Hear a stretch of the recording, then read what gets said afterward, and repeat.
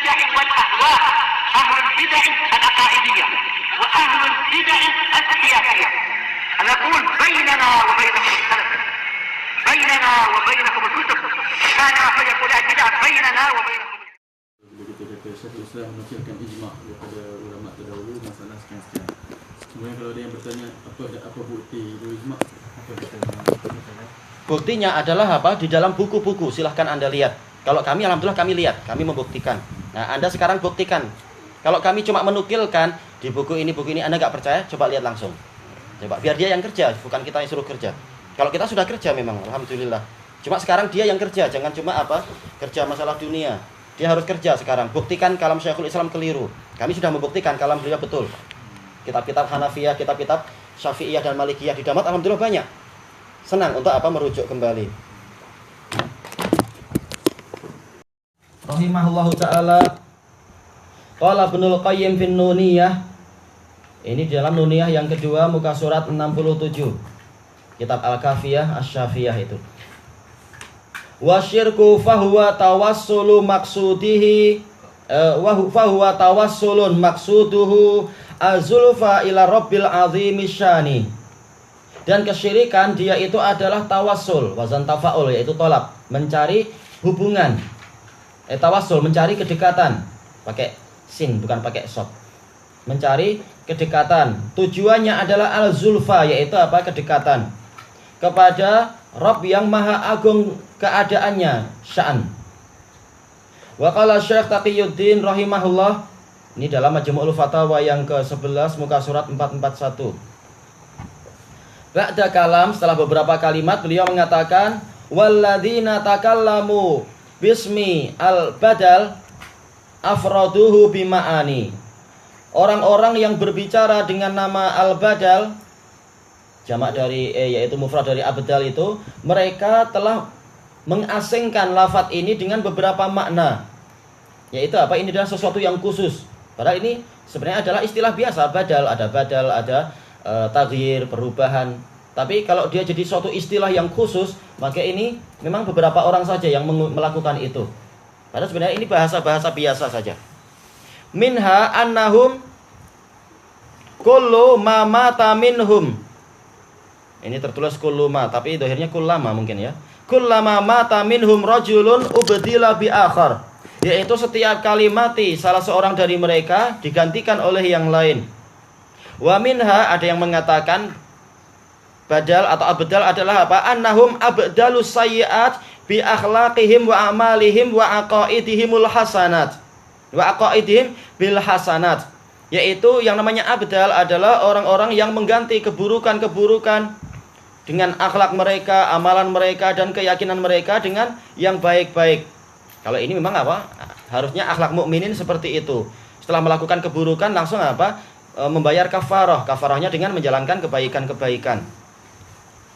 Tayyib. Wa hadhihi sifat kulluha la tahtassu bi arba'in. Kata Syekhul Islam, sifat ini semua bukan khusus untuk 40 orang saja, wala bi aqal ataupun kurang dari itu, wala aksar atau lebih dari itu, wala tuhsaru bi ahli buqatin minal ard, dan dia tidak dibatasi dengan penduduk suatu wilayah dari bumi ini.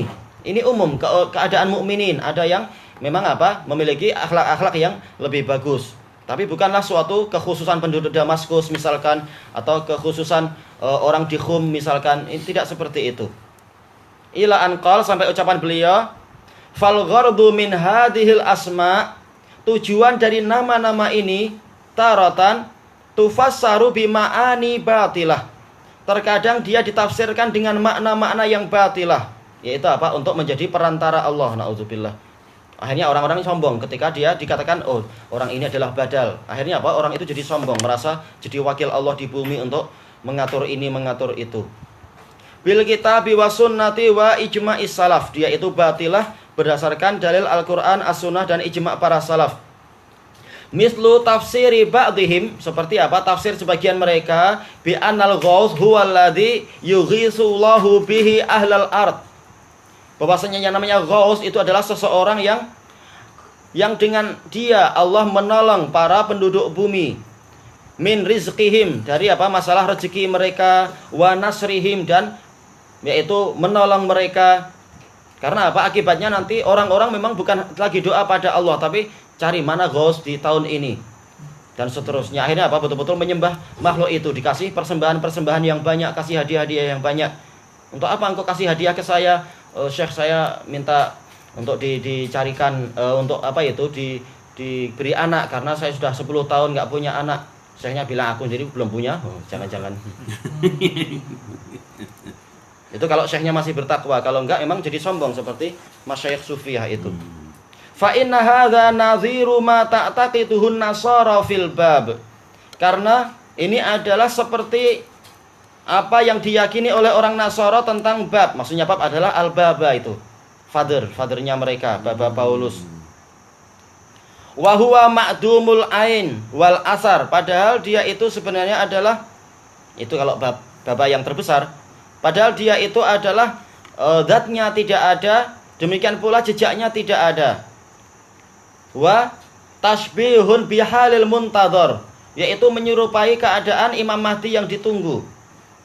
Wa kadzalika man fassarul arba'in al-abdal, demikian pula orang yang menafsirkan 40 abdal itu bi annan nasa innama yungsaruna wa yurzaquna bihim. Bahwasanya manusia itu hanyalah tertolong dan mendapatkan rezeki dengan sebab 40 orang tadi di seluruh dunia ini. Yang ini adalah akidah yang merusak. Akhirnya timbul kultus terhadap orang-orang itu. Fadzalika batil, maka itu adalah kebatilan, sesuatu yang batil. Balin nasru war rizqu yuhsalu bi asbabin. Bahkan yang namanya pertolongan dan rezeki itu didapatkan dengan sebab-sebab min aukadiha du'aul muslimin. Yang terkuatnya adalah doa kaum muslimin. Bukan doa 40 orang aja, tapi bahkan fuqaraul muslimin, para du'afa mereka, orang-orang yang mukhlisin dan sebagainya itu. Wal mu'minin, dan orang-orang mukminin, wa sholatihim, dengan sebab sholatnya mereka, wa ikhlasihim, dan keikhlasan mereka. Wala yataqayyadu dzalika la bi arba'in wala bi aqal. Dia tidak diikat dengan jumlah 40 atau kurang dari 40. Wa qad yakunu lin nasri war rizqi asbabun ukhar. Boleh jadi pertolongan dan rezeki itu memiliki sebab-sebab yang lain. Intaha bitalkhis, selesai dengan ringkasan. Kita lanjutkan qauluhu wa fihim a'immatuddin. Di tengah-tengah mereka ada para pemimpin agama. Ila akhirih fi ahli sunnati wa jamaah a'immatuddin. Di tengah-tengah ahlu sunnah wa jamaah ada para pemimpin agama. Al-muqtada bihim, yaitu mereka adalah orang-orang yang diteladani. Fihi, ya, wa alam nih, fihi pada dirinya. Ada keteladanan pada dirinya. Ka Al-Imam Abi Hanifah, tentunya di dalam kebaikan-kebaikannya, bukan di dalam keburukan. Abu Hanifah di dalam apa itu? Di dalam sikap zuhud beliau. Karena apa? Walaupun beliau dari ahli ra'yi, tapi apa? Beliau sangat zuhud. Disuruh untuk jadi hakim tidak mau, bahkan apa? Sampai dipukuli, sampai sakit-sakitan, tapi apa? Tetap tidak mau jadi hakim, ingin jadi orang biasa. Nah, dari faktor ini kita teladani juga, yaitu apa? Kecerdikan beliau untuk menyelamatkan seseorang dari suatu musibah. Nah, ini cocok untuk apa? Diambil manfaat. Abu Hanifah. Wa Malik, Imam Malik juga jadi teladan di dalam berbagai masalah, dalam masalah hadis, dalam masalah akidah, dan dalam masalah kekokohan terhadap sunnah dan al-qaul bil haq dan seterusnya. Imam Syafi'i teladan di dalam boleh dikatakan hampir seluruh perkara. Dari apa? Cabang-cabang ilmu kebaikan sampai bahkan apa? Masalah kedermawanan yang luar biasa dari Imam Syafi'i walaupun sangat fakir. Wa Ahmad, Imam Ahmad, bahkan Imam Syafi'i mengatakan Ahmad ini imam di dalam 9 permasalahan. Tayyib. Kemudian wa Sufyan Ats-Tsauri, Sufyan Ats-Tsauri di dalam masalah zuhudnya beliau, dalam masalah al-qaul bil haq, disebutkan apa? Setiap kali beliau keluar pergi ke pasar, sejak berangkat sampai pulang selalu apa? Tidak pernah berhenti, lidahnya itu amar ma'ruf nahi mungkar. Ini tentunya letih dan pening kalau kita berbuat, Allahul musta'an. Tapi itulah Sufyan Ats-Tsauri. Dan tidak mau untuk apa? Untuk jadi qadhi. Lebih baik apa? Qadhinya memang orang-orang yang memang sibuk untuk jadi qadhi, ketika ada kesulitan tanya kepada ahlul hadis. Tapi kalau ahlul hadis jadi qadhi, maka itu merugikan diri sendiri. Karena apa? Jadi qadhi itu menyebabkan hafalan sering terganggu. Karena masalah hafalan sanad ini perlu konsentrasi. Sementara untuk qudhah dan al-qadha ini apa itu? Akan menimbulkan konsentrasi yang terganggu terus karena apa? Terlalu banyak muskilah dan sebagainya. Kalau di zaman sekarang aja kadang satu case perlu bertahun-tahun. Gimana kalau yang datang adalah 80 case? Waktu akan habis dan bingung. Sementara ulama ahlul hadis punya tugas lain. Tayyib wa ghairihim, dan yang selain mereka. Ka Syekh Taqiyuddin, seperti Syekhul Islam Ibnu Taimiyah, jadi teladan di dalam hampir seluruh perkara kecuali apa? Satu aja, yaitu apa? Beliau tidak menikah. Ini bukan teladan yang baik. Makanya Ibnul Qayyim menolong beliau dalam segala perkara kecuali ini. Beliau mengatakan sunnah Nabi lebih baik. Sementara apa? Syekhul Islam berpendapat kalau tidak ada roghbah, tidak ada minat untuk menikah, memang tidak wajib. Itu mazhab Syekhul Islam. Daripada apa? Daripada nanti mendolimi wanitanya, namanya tidak punya minat.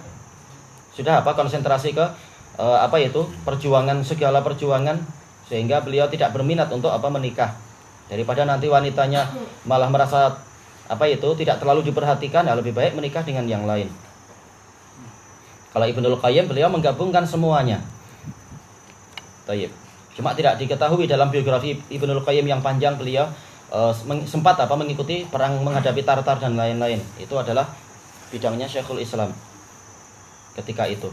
Wa ka imami hadhihi dakwah, dan seperti imam dakwah ini Asy-Syaikh Muhammad bin Abdul Wahhab, Syekh Muhammad bin Abdul Wahhab An-Najdi, wa ghairihim, dan yang selain mereka, min a'immatil huda, dari kalangan para pemimpin-pemimpin yang membawa petunjuk, alladzina ishtaharat imamatuhum, yang kepemimpinan mereka itu terkenal, wa ajma'al muslimuna ala hidayatihim wa dirayatihim, dan kaum muslimin sepakat bahwasanya mereka adalah para pemberi petunjuk dan dirayah, yaitu mereka adalah orang yang mendapatkan petunjuk dan memiliki banyak ilmu pengetahuan.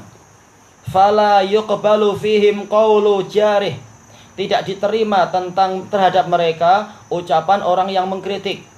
Kita nggak terima kritikan terhadap Ibnul Qayyim, terhadap Ibnu Taimiyah. Kritikan dalam artian apa? Yaitu cercaan untuk menjatuhkan mereka. Tapi kalau kritikan dalam artian dalam masalah ini pendapat marjuh, ini namanya bukan jarah, sekedar naqad. Tapi jarah di sini adalah untuk menjatuhkan seseorang. Wala ta'an, cercaan. Wala ta'nu ta'in, cercaan orang yang mencerca. It man zaharat adalatuhu wastaharat imamatuh, karena orang yang telah jelas keadilannya, yaitu istiqamatus sirah, jalan hidupnya lurus, dan telah terkenal kepemimpinannya, fala yultafatu fihi ila qauli qail, maka tidak perlu kita menoleh kepada ucapan orang yang berbicara tentang dirinya. Tentunya ini harus harus dikasih tambah, illa bi burhanin bayyin, sebagaimana dijelaskan oleh Ibnu Abdul Bar dalam Jami' Bayanil Ilmi wa Fadlih, dan juga dijelaskan oleh Imam Az-Zahabi di dalam Syiar Alamin Nubala. Kenapa? Kalau dia bukan nabi, dia tidak maksum. Tapi kalau kritikan itu, cercaan itu tidak didasari oleh bayinah, memang ini tidak diterima. Tapi kalau bayinahnya jelas-jelas, memang bayinah itu mengharuskan kita untuk taat. Sebagaimana itu adalah syariat kita. Datangkan bayinah. Kalau bayinah ada, maka kita taat kepada bayinah tersebut. Tayyib, itulah pendapat yang betul. Wa qad ruwiya 'anin nabiyyi sallallahu alaihi wasallam bi annahu qala, diriwayatkan dari Nabi sallallahu alaihi wasallam bahwasanya beliau bersabda, yahmilu hadzal ilma min kulli khalafin uduluh, akan memikul ilmu ini, yaitu ilmu sunnah, dari setiap generasi belakangan orang-orang yang adilnya, orang-orang yang lurus agamanya. Yanfuna anhu tahrifal ghalin, mereka menghilangkan dari ilmu sunnah ini penyelewengan orang-orang yang melampaui batas, wantihalal mubtilin, dan aliran-aliran yang dibuat oleh para ahli batil, wa ta'wilal jahilin, dan takwilnya orang-orang yang bodoh. Terjadi perselisihan panjang tentang masalah kesimpulan dari hukum hadis ini. Ini diriwayatkan oleh Ibnu Battah dalam Al-Ibanah nomor yang ke-34 dari Ibrahim bin Abdurrahman Al-Uzari mursalan. Bahkan Imam Ahmad bin Hanbal mengatakan ka'annahu kalamun maudhu, sepertinya ini adalah perkataan palsu. Ini sebagaimana dalam Tarikh Dimashq yang ke-7 muka surat 34. Tayyib. Dan Abu Nuaim Al-Asbahani rahimahullah setelah menyebutkan menyebutkan bahwasanya hadis ini juga datang dari Usamah bin Zaid radhiyallahu anhuma, juga datang dari Abi Hurairah radhiyallahu an, dan juga datang dari Ibrahim Al-Udzari. Abu Nuaim mengatakan apa? Kulluha muttaribah, semuanya goncang. Ya, ini sebagaimana dalam kitab beliau Ma'rifatus Shahabah yang kedua muka surat 322. Memang ini khilaf yang sangat panjang. Sebagian ulama ya ada yang menghukumi ini boleh dinaikkan seperti apa Ibnu Abdul Bar dalam Jami'ul Ulum, Jami' Bayanil Ilmi wa Fadlih dengan apa? Pembahasan sanad-sanad yang sangat panjang. Karena beliau memang Bukhariul Maghrib. Kesimpulannya adalah boleh dihasankan oleh apa? Menurut Ibnu Abdul Bar. Demikian pula dibahas panjang lebar oleh Imam Abu Amr Ibnu Shalah di dalam kitab beliau apa itu Muqaddimah Ulumil Hadis dan seterusnya. Yang dirojikan Syekh Yahya adalah apa? Dia dhaif, tidak sampai hasan. Tayyib. Apalagi apa? Memang kenyataan menunjukkan itu kata para ulama. Kenyataan menunjukkan apa? Bahwasanya yang memikul hadis ini bukan hanya orang-orang baik, ada juga orang-orang yang buruk. Tidak selalu memikul hadis ini berarti pasti orangnya adalah adil. Berapa banyak dari mereka adalah ternyata peminum khamar atau pendusta. Ini enggak adil berarti orangnya. Yaitu apa? Orangnya bukan orang yang istiqamatus sirah. Jalannya itu mustaqim. Seperti siapa itu? Sulaiman bin Dawud Asy-Syadzakuni. Dia pendusta sekaligus dia itu adalah apa? Peminum khamar. Padahal dia yang paling hafal hadis di zaman Imam Ahmad. Demikian pula beberapa case yang lain. Demikian pula yang disebutkan siapa itu? Nasr bin Abdullah Al-Jahdami, termasuk dari apa itu? Rijal Imam Muslim, menyebutkan di zaman saya ada itu orang yang saya sangat tidak suka sama dia.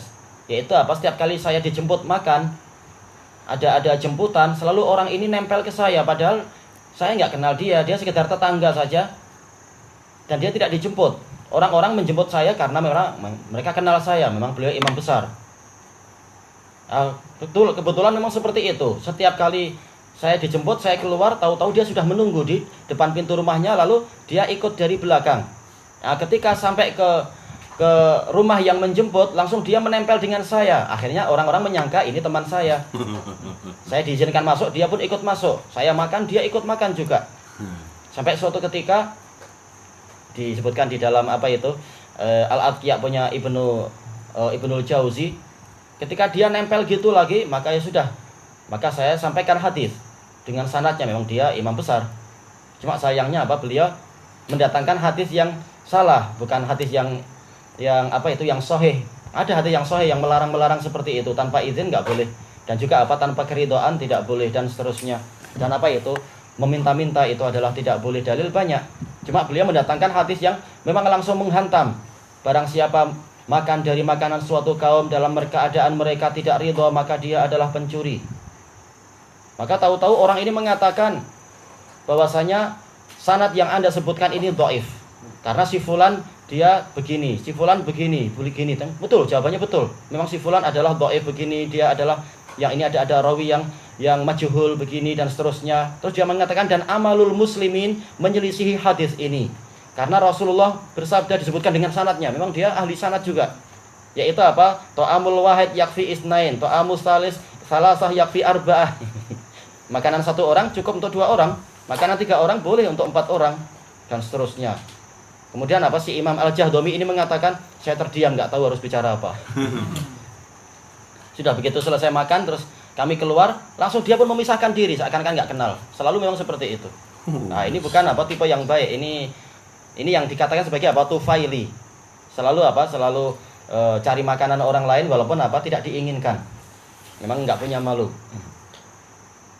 Dan disebutkan dalam kisah para Tufailiyun di kitab itu juga ada seorang apa? Orang yang sering menjemput makan, tapi dia juga merasa bengang dengan orang yang sebenarnya nggak dijemput, tapi apa? Langsung datang dengan gaya santai seperti memang seorang tamu jemputan. Sementara saya malu kalau harus menolak dia di depan umum, nanti marwah saya yang jatuh. Ya sudah, kemudian saya buat jemputan lagi. Dan memang betul, dia datang lagi. Langsung saya katakan, oh sila masuk. Oh tempat Anda khusus. Itu di menara situ ditunjukkan. Dan nanti orang-orang itu entah bilang orang-orang ke situ atau enggak, tempat Anda di situ. Langsung orang ini naik tangga, kemudian begitu sudah naik ke menara, tangganya diambil. Nah, terus sudah orang-orang pada makan di bawah, yang di atas nonton aja. Nah, begitu selesai makan sudah habis. Nah, tuan rumahnya ngasih tangga, sila ini sudah waktunya untuk pulang. Udah pulang nggak jadi makan. Dipanggil itu. Ada, bahkan ada kitab khusus masalah itu. Kalau tidak salah siapa? Khatib al-Baghdadi punya kitab khusus para tufailiyun. Orang-orang yang suka suka makan di orang lain tanpa minta izin dulu. Cuma memanfaatkan rasa malu tuan rumah. Nah, itu namanya tufaili. Bergaya seperti anak kecil, minta-minta terus. Nah, ini contoh bagaimana orang yang dia memikul ilmu hadis dan bahkan sanad-sanad, tapi ternyata dia bukan orang yang adil. Orang yang merusak marwah sendiri. Tayyib. Ini menunjukkan Kenyataan menunjukkan bahwasanya hadis tadi itu tidak sesuai dengan kenyataan. Bahwasanya setiap yang memikul hadis ini adalah orang-orang yang baik. Tayyib. Kita lanjutkan. Qala al-Imam Ibnul Qayyim rahimahullah. Ini di dalam Miftah dari Sa'adah yang pertama muka surat 163. Wa hadza yatadammanu ta'dilahu sallallahu alaihi wasallam. Hadis ini mengandungi pujian Rasulullah, ta'dil, bahwasanya mereka adalah orang-orang yang mustaqimus sirah. Rasulullah SAW memuji, memberikan rekomendasi lihamalatil ilmil ladzi bu'isa bih, untuk orang-orang yang membawa ilmu yang Rasulullah diutus membawa itu, yaitu ilmu sunnah. Kalau itu memang semuanya adil, nih saya tidak perlu lagi ada pemeriksaan rawi, nggak masalah. Toh semua yang meriwayatkan hadis berarti dia adil, dan kenyataan para imam tidak menerima yang seperti itu. Bahkan kenyataannya mereka memeriksa dengan sangat teliti riwayat-riwayat para rawi. Jadi tidak semua rawi itu adalah orang-orang yang adil, orang-orang yang mustaqimus sirah.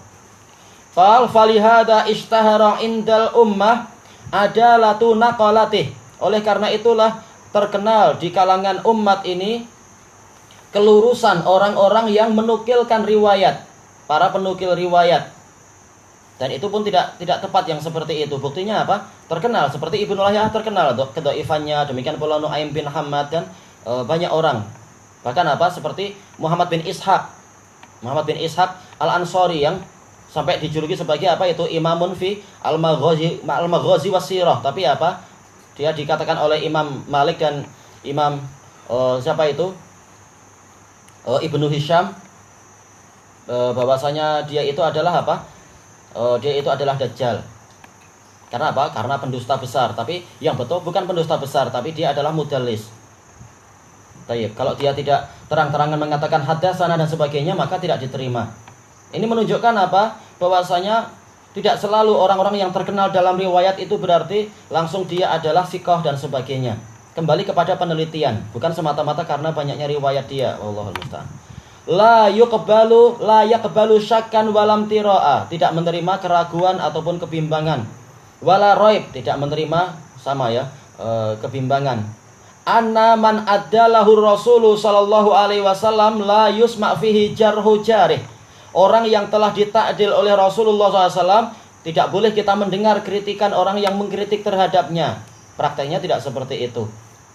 Tapi prakteknya adalah betul-betul diteliti. Para muhaddisun meneliti. Bahkan Aban bin Ayyash, siapa yang tidak kenal dia dari kalangan para perawi, meriwayatkan dari siapa itu? Dari Anas bin Malik, tapi dia matruk.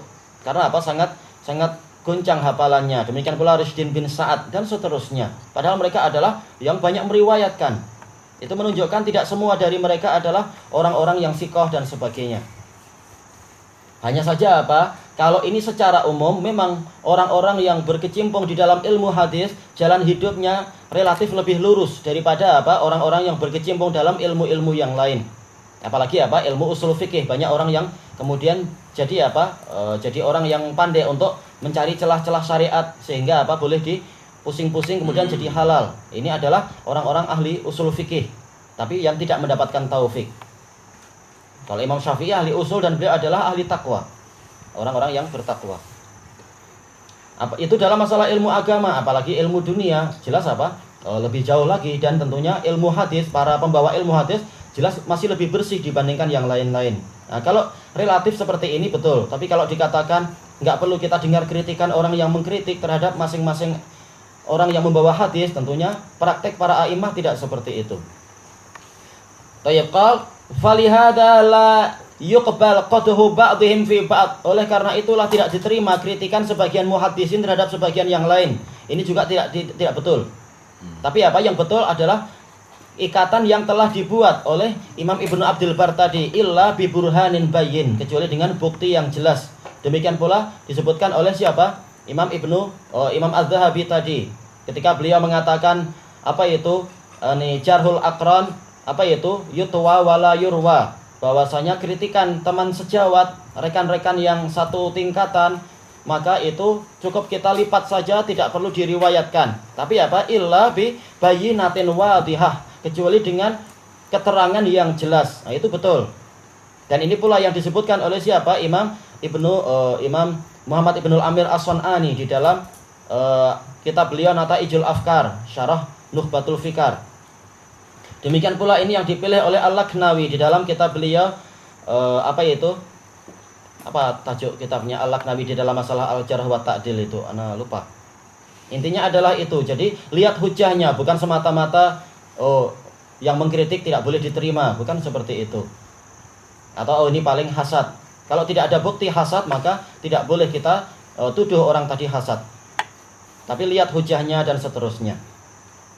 Qal wa hadza bi khilafi man ishtahara indal ummah jarhuhu wal qadhu fihi ka a'immatil bidah. Ini berbeza dengan orang-orang yang telah terkenal di umat ini, terkenal dia itu memang apa? Dicerca dan dikritik seperti para pemimpin ahlul bidah. Terkenalnya adalah itu. Maka setelah itu tidak perlu lagi kita mendengarkan orang-orang yang memuji mereka. Karena apa? Umat para a'imahnya telah sepakat untuk mengkritik mereka, seperti Ahmad bin Abi Duat ataupun Amr bin Ubaid ataupun Jaham bin Sofwan dan sebagainya itu. Tayyib, kelanjutannya besok insyaallah, wallahu a'lam. Di sini ada pemikiran yang menyimpang. Kita alih ini tolak dia kan bukan? Mereka seperti manusia, ada yang lurus, ada yang agak kurang, ada yang akidahnya sesat dan sebagainya. Kalau yang istilahnya ada pemikiran menyimpang seperti siapa? Imran bin Hittan yang ada di Sahih Bukhari itu, yang mana dia adalah Khawarij, yang dia memuji orang yang membunuh Ali bin Abi Thalib. Cuma apa? Dia jujur di dalam lidahnya, sementara di riwayat-riwayat zaman dulu yang diinginkan adalah kejujurannya. Kenapa? Karena orang Khawarij mereka tahu bahwasanya apa? Menurut mereka dosa besar ini orangnya kafir, maka mereka takut berbuat dosa besar. Maka mereka nggak berani untuk dusta. Nah, dengan sebab itu orang-orang Khawarij kalau memang mereka itu adalah hafalannya kuat dan jujur, diterima riwayatnya. Adapun masalah akidahnya tidak diterima dan dia dijarah, dikritik dan seterusnya. Tapi riwayatnya diambil karena memang waktu itu masa penulisan wahyu, masa penulisan hadis, harus dikumpulkan hadis-hadis jangan sampai hilang. Adapun sekarang kita tidak perlu. Orang-orang Khawarij mereka masih punya riwayat apa yang kita tidak punya? Alhamdulillah tidak ada itu. Kalau Mu'tazilah pun ada apa? Mu'tazilah ada juga, istilahnya dari kalangan Qadariyah, Mu'tazilah dan sebagainya. Ada juga seperti siapa itu? Thawr bin Yazid dan sebagainya. Itu Mu'tazilah kalau tidak salah dia, Thawr bin Yazid. Kemudian disyaratkan istiqomah itu sirah, maksudnya Itu dijelaskan oleh para ulama, maksudnya adalah lawannya adalah kefasikan, tapi yang diinginkan adalah apa? Kefasikan dalam kehidupan sehari-hari. Adapun kalau kefasikan di dalam masalah akidah yang di situ mereka ijtihad, walaupun mereka dosa, mereka mubtadi', tapi apa? Itu tidak mempengaruhi diterimanya riwayat. Adapun kalau kefasikannya adalah dalam kehidupan sehari-hari, suka mencuri, ini memang nggak diterima. Yang menyebabkan dia jadi apa? Berdusta. Adapun kalau kefasikannya karena salah dalam ijtihad aqdiyah yang tidak menyebabkan dia bersenang-senang untuk kemudian dusta atas nama Rasul, ini boleh diterima. Jadi lihat jenis kefasikannya di situ. Kalau hafalannya kuat, berarti tinggal apa? Adalah lawannya adalah kefasikannya itu. Makanya yang tidak ada ijtihad di situ yaitu apa? Masalah haramnya dusta, tapi ternyata dia sengaja beragama dengan kedustaan seperti orang Kutubiyah yang mereka itu membolehkan dusta atas nama Rasul, maka memang tidak diterima. Makanya Imam Syafi'i mengatakan riwayat seluruh ahli ahwa saya terima kecuali Huttabiyah atau Hattabiyah dari kalangan orang-orang Rafidhah, karena mereka menghalalkan dusta. Ini jelas nggak mungkin riwayat dari mereka diterima. Adapun kalau seperti Amr bin Ubaid, bukan Amr bin Ubaid, seperti ya itu tadi, siapa itu tadi, Imran bin Hittan, maka ini masih diterima.